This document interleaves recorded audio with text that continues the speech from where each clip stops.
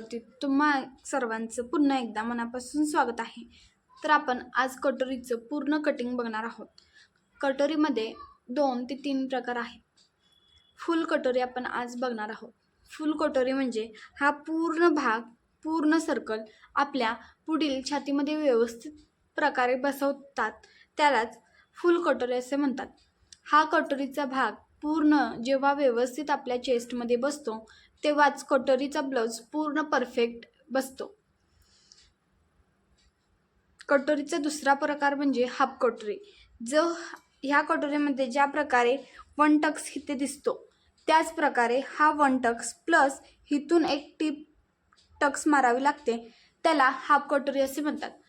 सगळ्यात आधी आपण ह्या कटोरीचे मेजरमेंट बघूया आणि मग नंतर पुढच्या भागामध्ये आपण हाफ कटोरी कशी काढायची आणि ती कशी व्यवस्थित फिटिंग बसते कटोरीमध्ये ते सुद्धा आपण पाहूयात।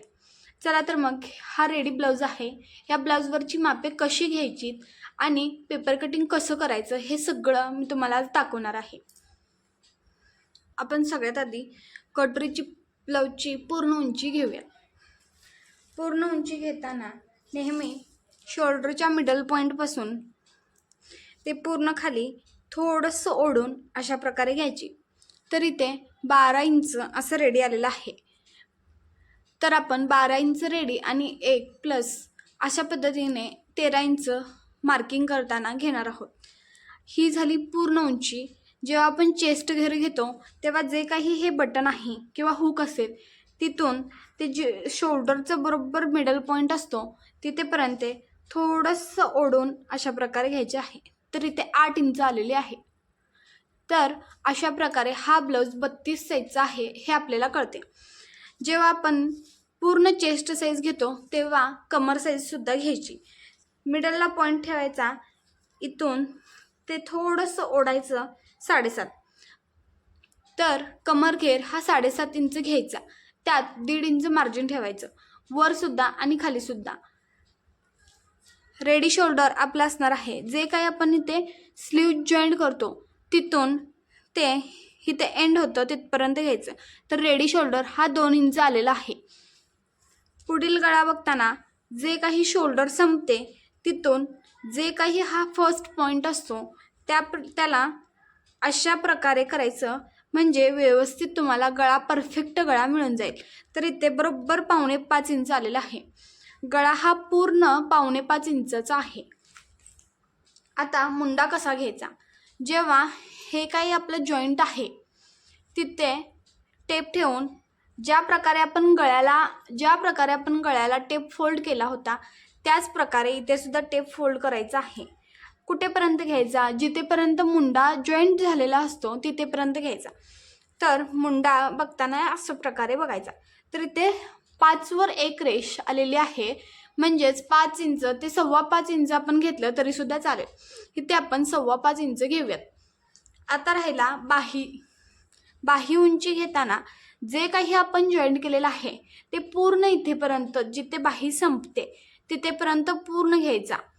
तर इथे 5 इंचाची बाही आलेली आहे।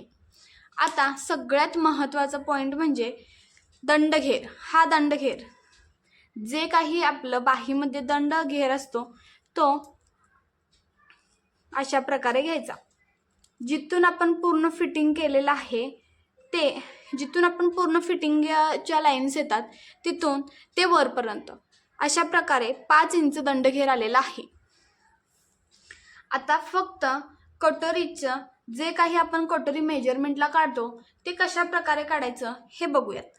आता आपण ह्या सगळ्या मेजरमेंटवरून पेपर कटिंग कसं करायचं हे मी तुम्हाला दाखवते।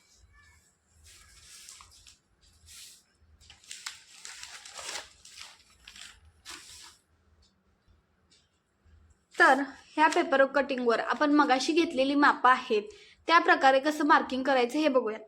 तर आपण सगळ्यात पहिला काढताना पुढचा आणि पाठीमागचा भाग एकत्र काढणार आहोत। त्यासाठी ही बंद बाजू आहे, फोल्ड केलेला कपडा आहे, फोल्ड केलेलं पेपर कटिंग आहे। तर हे फोल्ड करून घ्यायचं आहे। आता इथून खालून वर मेजरमेंट आपण टाकणार आहोत। तर आपली उंची ही 13 इंच होती, 12 इंच होती आणि त्यात प्लस करून 1 इंच म्हणजेच 13 इंच आपण मार्किंग करणार आहोत इथे। तर मी खाली 13 इंच असं करते आणि वर पॉइंटला मार्क करून घेते. थोडंसं लांब असं पुन्हा 13 इंच आणि वर एक मार्किंग करून घेते. तर जे काही चेस्ट आहेत त्यांना आपण 28 ते 32 चेस्टपर्यंत आपण इथं गळारुंदी आणि शोल्डर असं मिळून पूर्ण एकत्रच 5.25 इंच घ्यायचं आहे. जे काही बंद आहे त्या बाजूने आपण 5 इंच ठेवून इकडे मार्किंग स्ट्रेट लाईन करून घेणार आहोत. आता गळारुंदी आपण कोणतेही मार्किंग करायचं नाही. तर आपले रेडी शोल्डर हा 2 इंच आलेला होता. 2 इंचमध्ये अर्धा इंच प्लस करायचं आणि इथे असं मार्किंग करून घ्यायचं. हा झाला शोल्डर. इथे शोल्डर लिहिते मी. आता पुढील गळा उंची ही आपली 5.5 इंच होती. तर आहे अशी 5.5 इंच आपण घेणार आहोत. मुंडा हा 5.25 इंच आलेला होता. तर 5.25 इंच आपण आहे असा मुंडा इथे घेणार आहोत. कुठेही वाढवायचं नाही. छाती तयार ही 8 इंच होती. ब्लाउजला 8 इंच आहे. तर 8 इंच मार्किंग आपण आधी करून घ्यायचं आणि त्यानंतर इथे 1.5 इंच वाढवायचं मार्जिन आतमध्ये.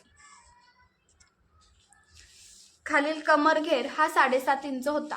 तर आहे असं 7.5 इंच आपण ठेवणार आहोत.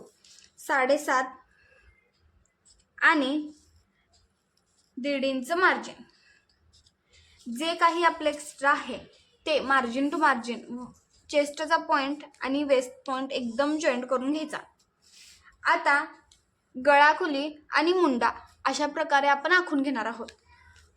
पुढच्या गळाखोलीसाठी कायम 1 इंच मार्जिन ठेवून इथून बरोबर इथे 1 इंचाचा मार्जिन ठेवलेला आहे मी असं क्रॉसमध्ये आणि मार्क करून घ्यायचा. आपण पुढचा आणि पाठीमागचा भाग एकत्रच काढत आहोत. त्यासाठी इथे पाठीमागच्या भागासाठी अर्धा इंच जास्त म्हणजेच 1.5 इंच मुंडाखोली ठेवायची आहे. तर इथे 1.5 इंचावर मार्किंग करून घ्यावी. आता इथे पूर्ण राऊंड शेप द्यायचा आहे. हा पुढच्या भागाला आपण अशा प्रकारे राऊंड शेप दिलेला आहे. आता पाठीमागच्या भागाला सुद्धा देऊयात.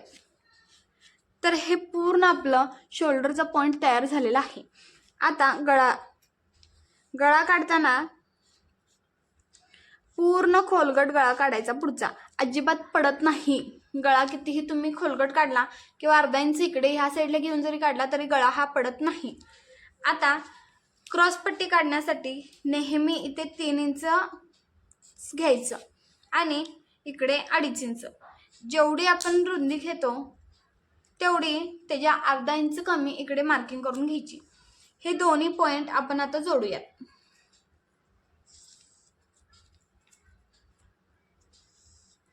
आता कटोरी काढायची आहे. तर हा जो काही गळ्याचा हा पॉइंट आलेला आहे तिथून 1 इंच वर असं इथं मार्किंग करायचं. गळ्याचा आकार दिलेला आहे त्या गळ्यावर मार्किंग करायचं आणि जेवढं आपण हे शोल्डर घेतलेलं आहे तेवढंच इथे कटोरी मार्किंग करायचं. म्हणजेच कटोरी आपली ही कच्ची कटोरी निघण्यासाठी हे जे काही आपण इथे 5 इंच घेतलेलं आहे तेच 5 इंच बंद बाजूने इकडे क्रॉस पट्टीला मार्किंग करायचं. आता कच्ची कटोरी काढण्यासाठी हा पॉइंट व्यवस्थित जुळवणे गरजेचे आहे. तर ते जुळवण्यासाठी आपण इथून 2 इंच मार्किंग करायचं.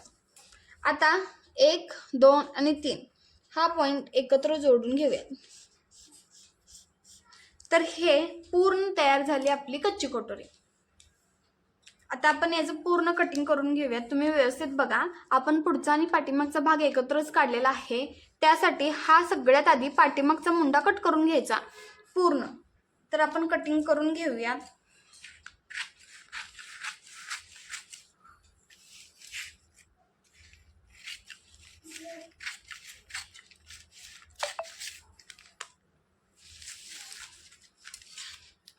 व्हिडिओ व्यवस्थित बघा. मी पुढचा मुंडा अजिबात कट करत नाही. पाठीमागचा जो काही मार्किंग केलेला मुंडा आहे आपला तो कट करत आहे.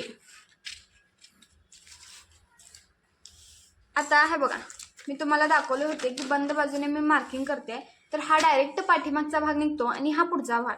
आता आपल्याला जे काही इथून फोल्ड केलेलं आहे ते कटिंग करून घ्यायचं.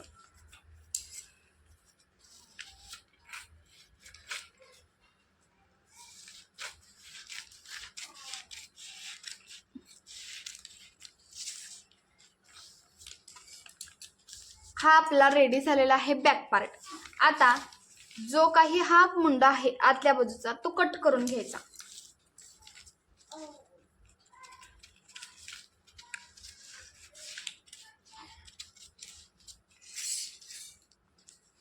अशा प्रकारे आता जे काही हे मार्किंग केलेलं आहे पूर्ण ते कटिंग करून घ्यायचं.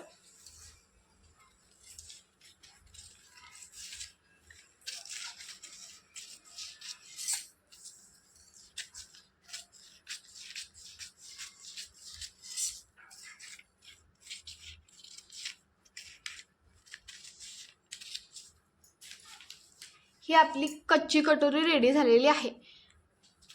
आता पाठीमागचा भाग आधी मार्किंग करून घेऊया.